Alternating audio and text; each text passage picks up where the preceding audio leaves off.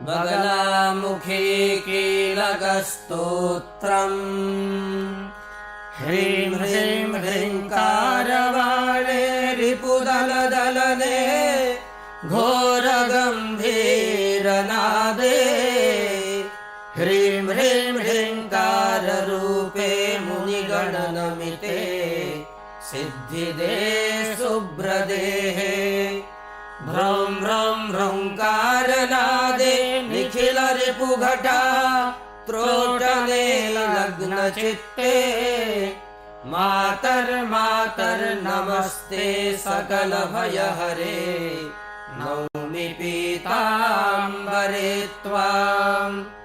क्रौं क्रौं क्रौमीशरूपे अरिकुलहनने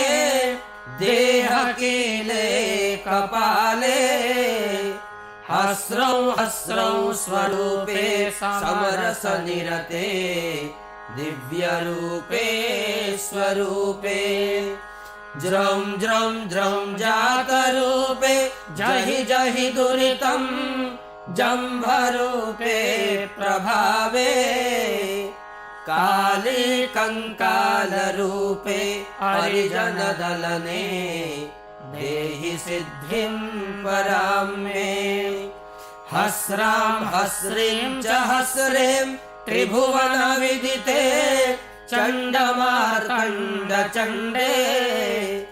ऐं क्लीं सौं कौलविद्ये सततसमपरे नौमि पीतास्वरूपे द्रौं द्रौं द्रौं दुष्टचित्तादलनपरिणता बाहुर्भुमा त्वदीये ब्रह्मास्त्रे ब्रह्मरूपे रिपुदलहनने ख्यातदिव्यप्रभावे ठं ठं ठङ्कारवेशे ज्वलनप्रतिकृते ज्वालमालास्य रूपे धां धां धां धारयन्तीं रिपुकुलरसनां मुद्गरं वज्रपाशम् मातर्मातर्नमस्ते प्रचलखलजनं पीडयन्तीं भजामि डां डां डां डाकिन्याद्यैर्डिमकडिडडिवम् डमरुकं वादयन्तीं वाणीं व्याख्यानदात्रीं रिपुमुखखनने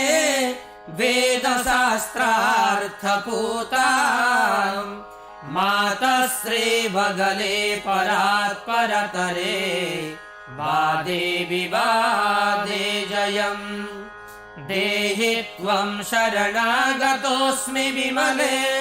देवी प्रचण्डोद्धृते